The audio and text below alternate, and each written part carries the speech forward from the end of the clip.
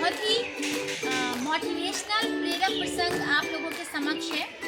एक बार एक राजा था, वो बहुत बहादुर और वीर था, लेकिन इत्तेफाक से वो कई बार युद्ध में हार रहा था और इसी हार से वो निराश होकर के अपना राजकाज छोड़ करके जाके एक जंगल में एक गुफा में बैठ गया।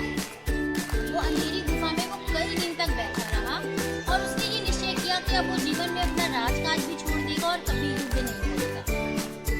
एक दिन वो देखता है कि एक मकड़ी दीवार पे बार बार चढ़ रही होती है अपने जाले पर, लेकिन वो बार बार गिर रही है। इसी तरह से वो मकड़ी 7 बार नीचे गिरी और 8वीं बार में वो थोड़ा ऊपर चढ़ी और जब थोड़ा ऊपर चढ़ी तो फिर से नीचे गिर गई। जब 10 बार तक वो नीचे गिरी उसके बाद फिर वो ऊपर चढ़ी और वो अपने जाले तक पहुंच गई। ये देख करके राजा का मन बदला।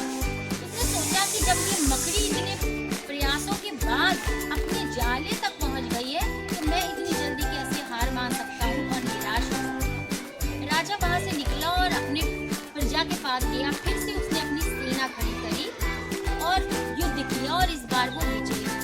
उसने प्रेरणा कहाँ से ली? उस मकड़ी से। कहते हैं सच है विपत्ति जब आती है कायर